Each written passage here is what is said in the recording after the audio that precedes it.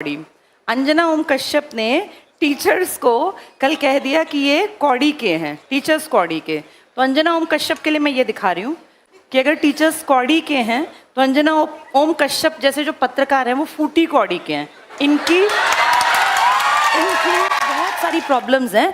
अब इतना समझ में आ गया कि अपनी आवाज़ खुद बुलंद करनी पड़ेगी। जब भी कोई गलत बयानबाजी करे, चाहे वो स्टूडेंट्स को लेकर हो, टीचर्स को लेकर हो, या किसी भी एक जाति पाति को बांटने की कोशिश करें धर्म विशेष पर, तो 100% हर एक को अपने लेवल पे बोलना चाहिए। उससे बड़ी बात और कर दी है। अब मैं तुम्हें दो चीज़ें दिखाती हूँ बेटा। देखो, ये एक चीज़ है, तुम्हें थोड़ी दिखाई दे रही है, ये एक बीच में गोल सी एक चीज़, इसके अंदर देखो, ये दिख रहा है। ये सीपी नहीं होते हैं बेटा, सीप जो होते हैं समुद्र में, कभी अगर तुमने देखा हो सीप मिलता है। इसको ना पहले एक इकाई थी बेटा, ये पैसा तो था नहीं, रुपए थे नहीं उस टाइम पर, ये कौड़ी कहलाती थी, कौड़ी। तो ये कौड़ी है। और अब इसको देखो जरा, इसके बीच में तुम्हें एक छेद दिखाई दे रहा है, ये है फूटी कौड़ी। अंजना ओम कश्यप ने टीचर्स को कल कह दिया कि ये कौड़ी के हैं, टीचर्स कौड़ी के। तो अंजना ओम कश्यप के लिए मैं ये दिखा रही हूँ कि अगर टीचर्स कौड़ी के हैं तो अंजना ओम कश्यप जैसे जो पत्रकार हैं वो फूटी कौड़ी के हैं। इनकी कोई रिस्पेक्ट नहीं है और सबसे छोटी इकाई थी कौड़ी। तो अंजना ओम कश्यप ने टीचर्स को कौड़ी का बनाया। कारण, टीचर्स की बातें ज़्यादा वायरल होती हैं बजाय न्यूज़ चैनल्स के। और क्या कहा उन्होंने कि टीचर्स वैसे ही आ जाते हैं, कुछ भी बोल देते हैं। तो बेटा मैं तुम्हें बता दूं, अगर कोई टीचर आके किसी सोशल मीडिया के प्लेटफॉर्म पे बोलता है, मैं एक टीचर हूं, मैं 100% श्योर हूं कोई टीचर बिना किसी भी जानकारी के एकदम आके नहीं बोलता। अगर मैं ये कौड़ी और फूटी कौड़ी लेकर आई हूँ ना, तो मैंने देखा कि जब ये रैंकिंग की रिपोर्ट आई तब मीडिया ने क्या किया। मीडिया तो कहीं नहीं आया सामने, हमारे प्राइम टाइम की खबरें बन जाती हैं, झालमुड़ी में खुशबू कैसी है, कौन सा तेल है, 10 रुपए की है। और मैं देख रही थी अंजना ओम कश्यप के कारनामों में, तो उन्होंने बांग्लादेश के एक भैंसे की तुलना डोनाल्ड ट्रंप से की थी कि वो भैंसा, उस भैंसे को डोनाल्ड ट्रंप नाम दिया गया, इसलिए किसी ने उसको खरीद लिया ताकि उसको काटा ना जाए।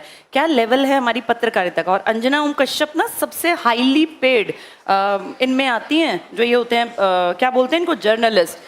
कितनी बड़ी नेगेटिव एक खबर बनी थी जब व्लादिमीर पुतिन सामने बैठे थे और दो ये महिलाएं, हमारी सो कॉल्ड सबसे बड़ी पत्रकार, जो इनकी बॉडी लैंग्वेज थी, जिस तरीके से ये बैठी थी, बोलना नहीं चाहिए लेकिन वो बेहद नेगेटिव, उसको सुन लेना, देख लेना।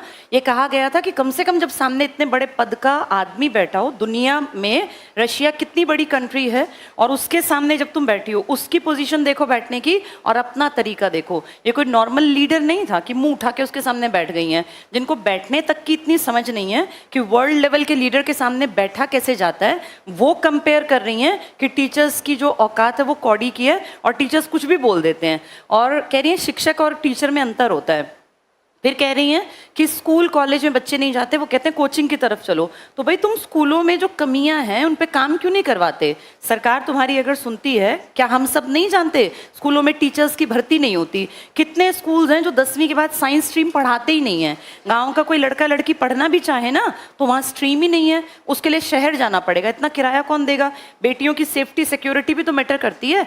वो न्यूज़ कभी नहीं बनेगी। ये न्यूज़ बनेगी कि झालमुड़ी में सरसों के तेल की भीनी खुशबू आती है और मेलोडी कितनी चॉकलेटी है, 1983 में बननी स्टार्ट हुई। ये हमारा स्तर है बेटा। इसलिए अंजना ओम कश्यप जैसे लोगों को डिग्रेड होकर उन्होंने देश का भी बंटाधार कर दिया। और मुझे ऐसा लगता है कि जब मेन मीडिया अपना काम छोड़ दे तब टीचर्स और स्टूडेंट्स, क्योंकि बेटा ताकत है टीचर्स और स्टूडेंट्स। जब स्टूडेंट्स को उन्होंने ये कहा बेरोजगारों को कि ये कॉकरोच हैं, तो देखो सब टीचर्स ने इसके खिलाफ आवाज़ उठाई और कितनी जल्दी ये न्यूज़ वायरल हो गई, कितनी मिलियंस में। इतनी बातें इन मीडिया वालों की नहीं चलती जितनी अब स्टूडेंट्स अगर चाहें तो टीचर्स को। और तुम्हें क्या लगता है बच्चे पागल हैं, जैसे मीडिया सोचती है बच्चे पागल हैं? कोई पागल नहीं है बेटा।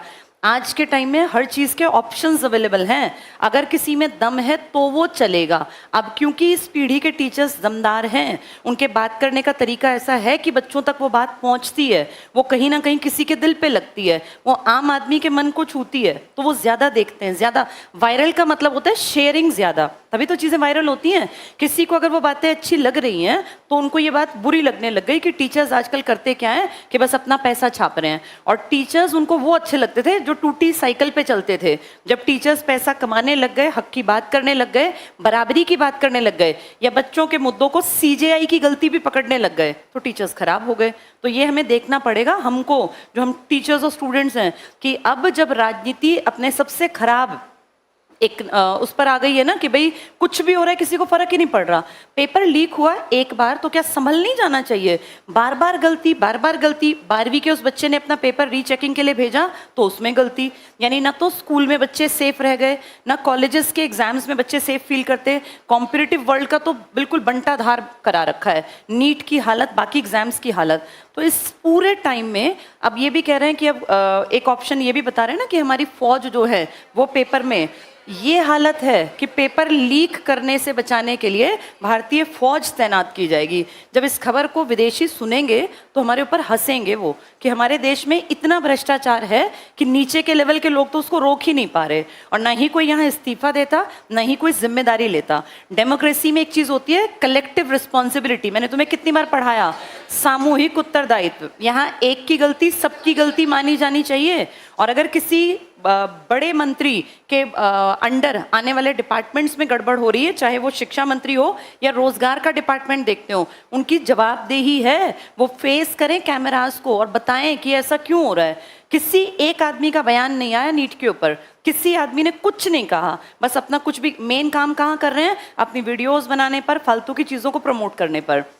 जबकि 2026 का सबसे बड़ा मुद्दा है महंगाई लगातार बढ़ना, पेट्रोल की कीमतें लगातार बढ़ रही हैं। पेट्रोल सिर्फ पेट्रोल नहीं है, हर चीज महंगी होगी जब पेट्रोल महंगा होगा।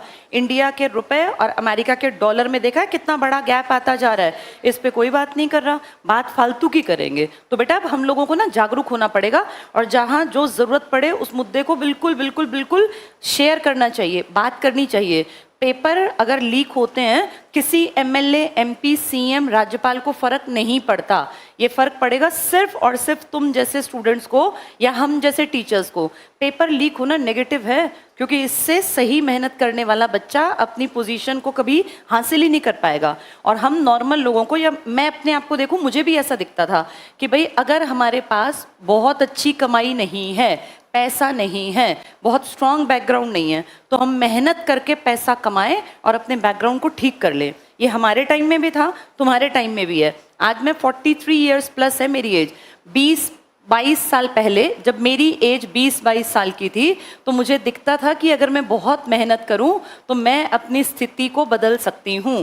और मुझे लगता है हर एक को ये हमेशा मौका मिलना चाहिए कि आप जहां पैदा हुए हैं मेहनत करके आप उस हालात को, उस माहौल को बदल पाएं। ये हर एक को मौका मिलना चाहिए।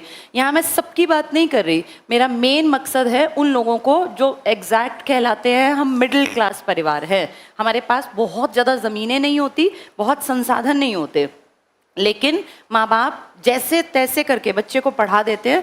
थोड़ी बहुत सेविंग्स इतनी रखते हैं कि अपना छुटपुट सा सिर पे छत या तो किराए की कर देते हैं या कम से कम एक छोटा मोटा घर बना लेते हैं, और अपने बच्चों को जमा पूंजी के नाम पर बस इतना दे पाते हैं कि पढ़ाई लिखाई करा दी, तुम्हें खिला पिला दिया, 20-22 साल हमने तुम्हारा जो है जीवन चला दिया, अब आगे मेहनत करो, अपनी लाइफ को अच्छी बनाओ। पीछे बैक पे किसी को फैक्ट्री लगी हुई नहीं मिली, हम में से किसी को नहीं मिलता कि तुम्हारे पीछे ये 5 शोरूम है, बस यहाँ जाके कलेक्ट कर लाना, या ये 5 पेट्रोल पंप लगा के दे दिए।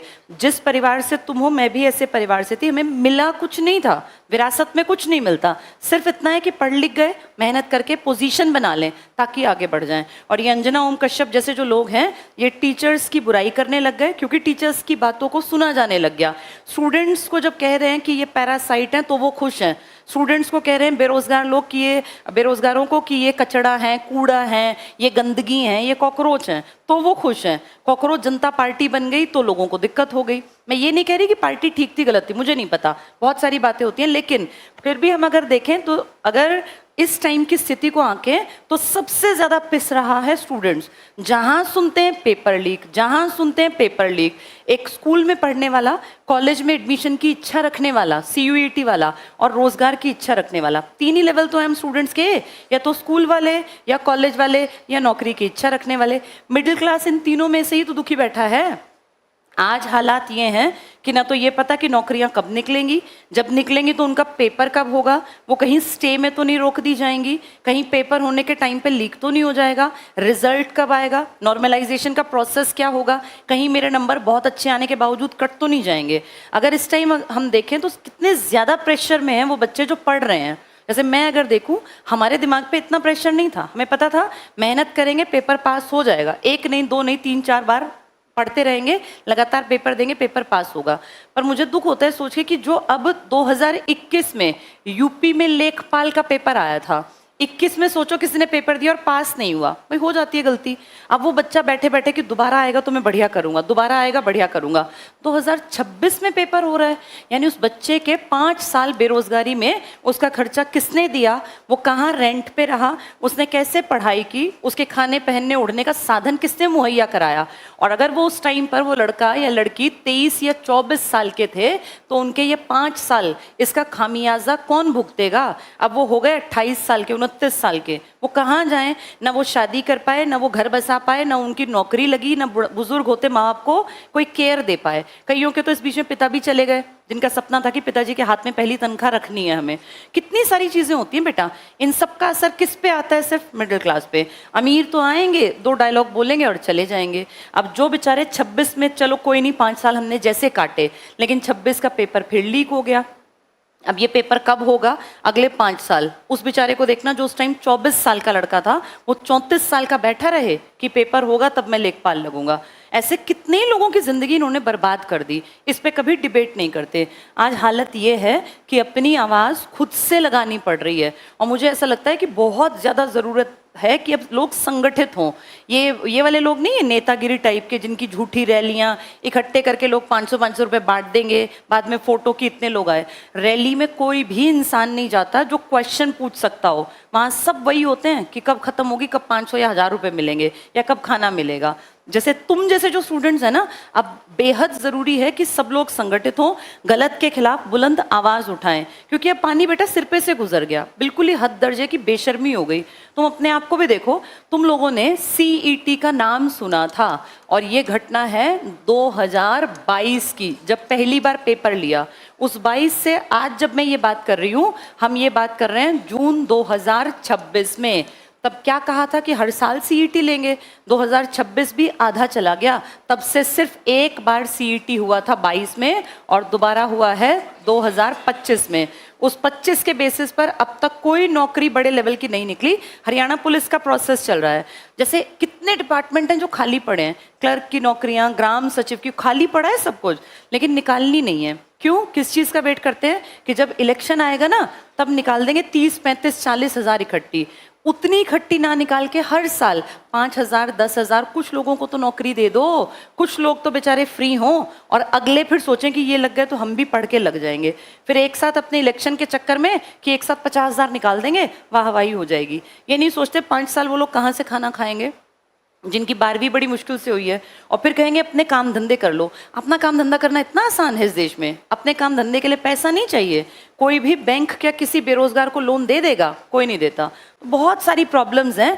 अब इतना समझ में आ गया कि अपनी आवाज़ खुद बुलंद करनी पड़ेगी। जब भी कोई गलत बयानबाजी करे, चाहे वो स्टूडेंट्स को लेकर हो, टीचर्स को लेकर हो, या किसी भी एक जाति पाति को बांटने की कोशिश करें धर्म विशेष पर, तो 100% हर एक को अपने लेवल पे बोलना चाहिए।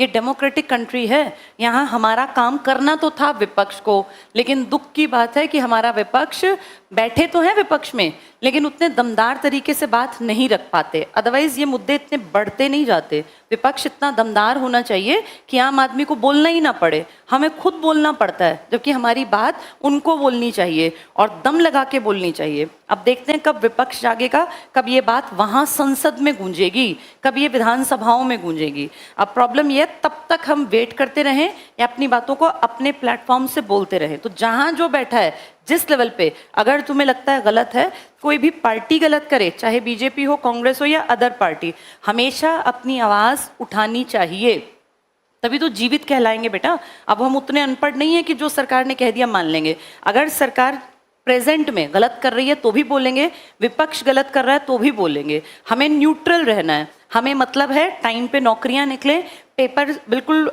इससे हो कि गड़बड़ ना हो, लीक ना हो, सही टाइम पर रिजल्ट आए। कैलेंडर जारी किया जाए, किसी भी लेवल के एग्जाम में घपलेबाजी भ्रष्टाचार ना हो। ये हमारे मुद्दे हैं, उसको चाहे बीजेपी सुने, चाहे कोई लोकल पार्टी सुने, चाहे कांग्रेस। और जब भी कोई बड़े पद पर बैठा व्यक्ति गलत करे तो उसको कम से कम बोला जाए। एक बुलंद आवाज का फर्क पड़ता है। जब वो देखते हैं ना मिलियंस में लोग देख रहे हैं इन बातों को हमारे खिलाफ, तो उन्हें लगता है कि हमें थोड़ा सा सुधरना पड़ेगा। लेकिन दुख की बात यह है कि नीट पे इतनी आवाजें आई, इतनी आवाजें, फिर दोबारा से पेपर लीक हो गया। इसका मतलब तो बिल्कुल ही शर्म बेच ही खाई है, कोई शर्म लिहाज बची ही नहीं है। चलो हम क्या कर सकते हैं, टाइम टू टाइम अपनी आवाज को कोशिश करें सुनी जाए, पर बेटा पढ़ाई साथ साथ जारी रखना, क्योंकि जिस दिन पेपर होगा ना वो अचानक से ही होगा।